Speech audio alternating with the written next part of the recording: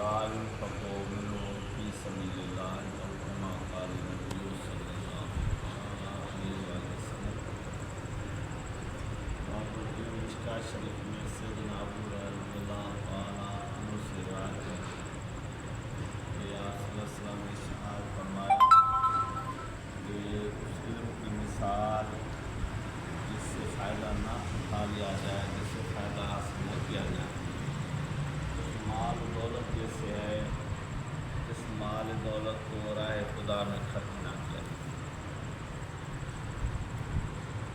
مال دولت سے علم کو سب خرچ کرنے میں تشبیہ دی گئی ہے، ورنہ مال دولت کی علم کے ساتھ کوئی مناسبت یا مشابہت یا کوئی مماثلت ہے ہی نہیں کہ مال اگر خرچ نہ کیا جائے چاہے خدا میں اپنی ذات پہ، اپنی اولاد پہ، اپنے بچوں پہ، رشتے داروں پہ، اللہ کے حقوق میں، اللہ کے بندوں کے حقوق میں، تو وہ مال دولت جو ہے انسان کے لیے یہ عذاب کا سبب بنے، اور اس کو قرآن کریم کی ایک آیت کریمہ ہے کہ خدا میں مقام وغیرہ ہے، صدقات ہے، قربانی ہے، اگر مال میں کیسے وہ ادا نہ کیے جائیں، وہ جیسے وہ دولت آگے دولت میں گرم کر کے اور مالداروں کے پیشانی اور پوچھوں پہ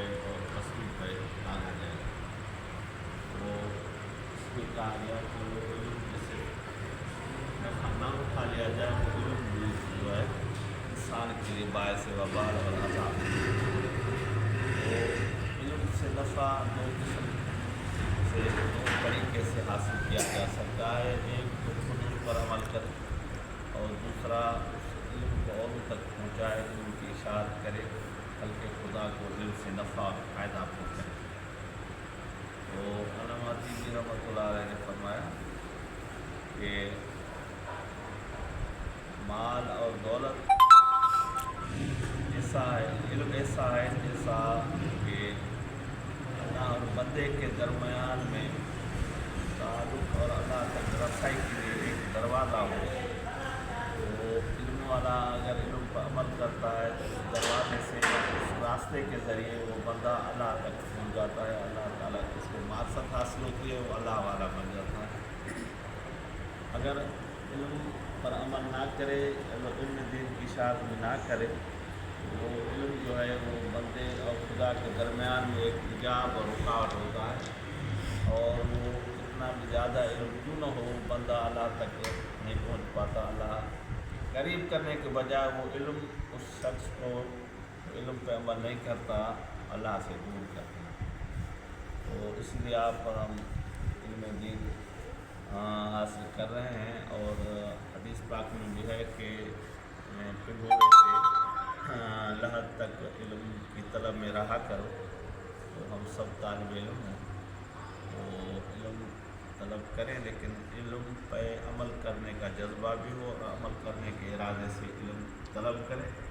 اور ایک حدیث میں آتا ہے کہ جو اپنے علم پہ عمل کرتا ہے اللہ تعالیٰ اس کو وہ علوم بھی دے دیتا ہے جو وہ پہلے نہیں جانتا، یعنی اس کو اللہ تبارک و تعالیٰ اس کے سینے کو کھول دیتا ہے، جو علوم اس نے کتابوں میں نہیں پڑھے وہ علوم بھی اللہ تعالیٰ اس کے سینے میں ڈال دیتا ہے۔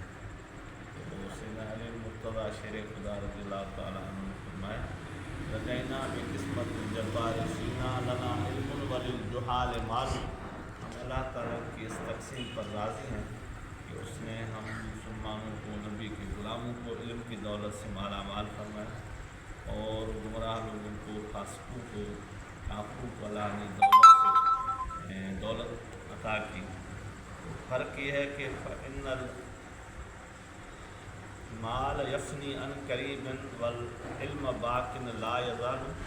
مال دولت جو ہے وہ خرچ کرنے سے ختم ہوگا، اور آدمی مر جائے گا تو وہ مال دولت جو ہے وہ پچھلی نسلیں جو ہے ضائع برباد کر کے اڑا دے گی۔ عذاب اور حساب جو ہے مال دولت جمع کرنے والے سے ہوگا، اور علم خرچ کرنے سے بڑھے گا، اور جن تک وہ علم جائے گا وہ سلسلہ جب تک جاری رہے گا تو اس استاد اور عالم کو بھی ان تمام کے علم پر عمل کرنے اور اعمال صالح کرنے کی بدولت ان کے برابر اس کو بھی ثواب دیا جائے. علم خرچ کرنے سے بڑھتا ہے، دولت خرچ کرنے سے کم ہوتی ہے. دولت کے لیے چوکیدار اور محافظ رکھنا پڑتا ہے، اور علم جو ہے خود علم والے کی حفاظت کرتا ہے. تو اللہ نے فرمایا کہ یرفع اللہ الذین آمنوا منکم والذین اوتوا العلم درجات. آپ میں سے جن کو اللہ نے ایمان سے نوازا اور علم عطا فرمائے، ان کے درجات کو خدا بلند کرتا رہتا ہے، اور قیامت تک ان کے درجات کو خدا بلند کرتا رہے گا. تو علم اور ایمان کی بدولت انسان کے درجات بلند ہوتے ہیں، اللہ کا قرب حاصل ہوتا ہے، اور اللہ کی رضا حاصل ہوتی ہے. دنیا آخر بہتر سے بہترین ہوتی ہے. اللہ تعالیٰ سے دعا ہے کہ آپ ہم سب کو بعمل علم عطا فرمائیں، اور پہنچانے کے لیے توفیق عطا فرمائیں. علم سو سے اللہ تعالیٰ ہماری حفاظت عطا فرمائے. وہ علم جس پر عمل نہ کیا جائے. حضور علیہ السلام دعا کیا کرتے تھے کہ اللہ